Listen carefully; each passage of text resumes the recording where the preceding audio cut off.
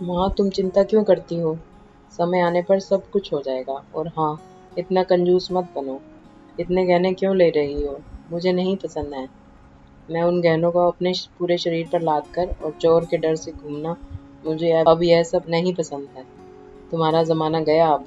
अपनी आंखें खोलो और अपने सामने दुनिया को देखो। यह कितनी खूबसूरत है। माँ, मस्त रहो और अपना जीवन एंजॉय करो। माँ, पूरी दुनिया तुम्हें और पापा को घुमाऊंगी। सारी खुशियाँ आपके चरणों में लाकर रखूंगी। उसके बाद ही मैं शादी करूंगी। मैं एक बेटी हूँ तो क्या हुआ? मेरी भी जिम्मेदारियां हैं। अब मुझे सिर्फ अपने करियर पर ध्यान देने दीजिए। चिंता मत कीजिए, समय आने पर सब कुछ हो जाएगा। नव्या बेटी अपनी माँ की माँ बनकर अपनी माँ को समझा रही थी।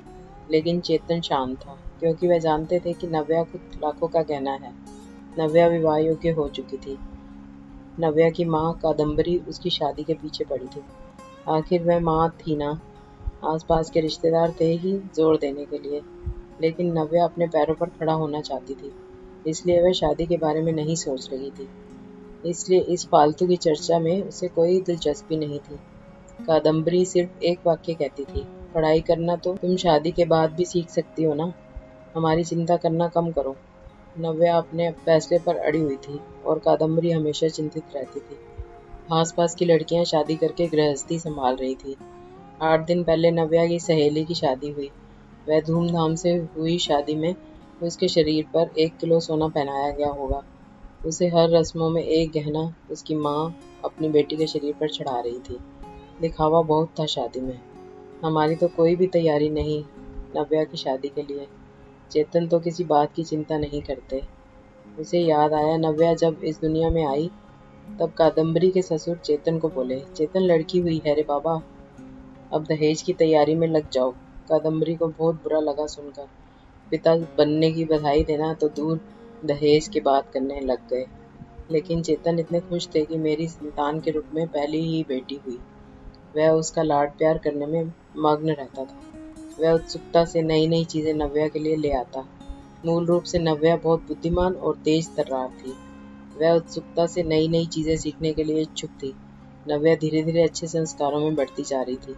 शिक्षा के क्षेत्र में वह हमेशा अव्वल रही। नव्या ने मेरिट को कभी नहीं छोड़ा। शोकेस विभिन्न योग्यता प्रमाण पत्र और ट्रॉफियों से भरा हुआ था। चेतन बोलता था बस नव्या का सपना साकार करना है, इसलिए फिर उसकी शादी के लिए बचत वगैरह वह करता नहीं था। चेतन कादम्बरी को कहता था कि उसकी शानदार सफलता ही उसका सबसे कीमती गहना है। सब कुछ अच्छा होगा, चिंता मत करो। पर कादम्बरी की एक ही रट लगाती, थोड़े पैसे बचाने चाहिए, लड़की की शादी करनी है तो फिर 4 गहने तो देने पड़ेंगे नव्या को। गले में डिप्लोमा सर्टिफिकेट और ट्रॉफी ही लेकर खड़ी होगी मंडप में। ये कादम्बरी, शांत शांत, अपना ब्लड प्रेशर मत बढ़ाओ, मैं हूं ना, फिर शांत हो जाओ। चेतन कादम्बरी को समझा रहा था। चेतन की शांत धुन सुनकर कादम्बरी की अंदर की माँ जाग जाती थी। गुस्से में वह चेतन को बुरा भला बोल देती थी। चेतन तब भी शांति से सब कुछ सुनता था। कादम्बरी बोली, अब मुझे ही कुछ करना होगा। नव्या के पापा तो कुछ नहीं करेंगे। कल उम्र ज्यादा बढ़ गई तो शादी के बाजार में कोई शिक्षा को नहीं पूछेगा। रहा सवाल गहनों का, एक भी छोटा बड़ा गहना बनाकर नहीं रखा।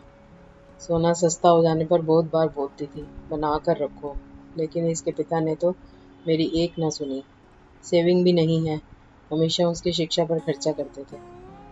क्या बोलते थे, हमेशा शिक्षा एक अनमोल गहना है और इसकी कीमत बाजार में बढ़ती रहेगी, कभी सस्ता नहीं होगा।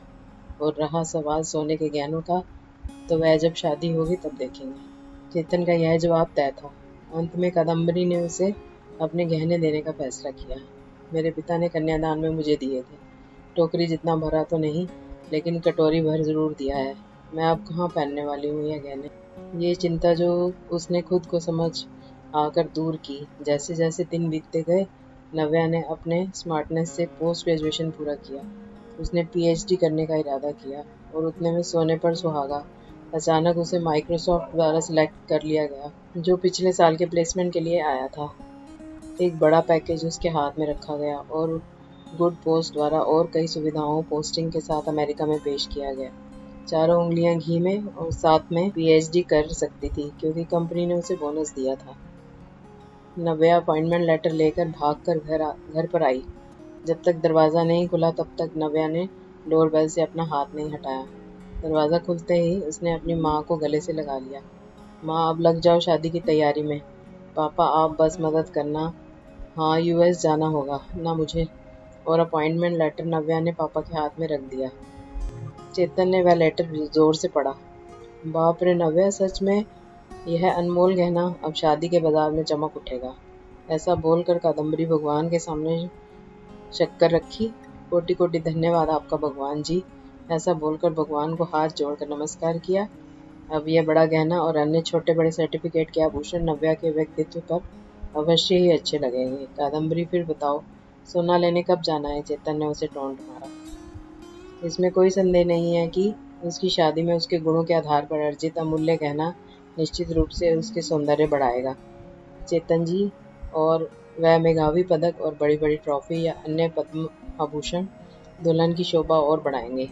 यह हीरा हमारे मानस के जीवन में बिल्कुल फिट बैठता है। चलेगा ना आपको? दरवाजे पर शर्मा फैमिली खड़ी थी। अच्छा रिश्ता नव्या के लिए चलकर आया था। उनका मानस भी एक अनमोल रत्न था, सुंदर, सफल, प्रसिद्ध। अगर एक असली मोती को अपनी असली गुणवत्ता और तेज बनाए रखना है तो संदूक में बंद रहकर समुद्र के तल में चुप कर रहना पड़ता है, तभी मोती की कीमत बढ़ती है। आया क्या समझ में चेतन जी? शर्मा जी ने चेतन की तरफ देखकर मानस की तरफ देखा।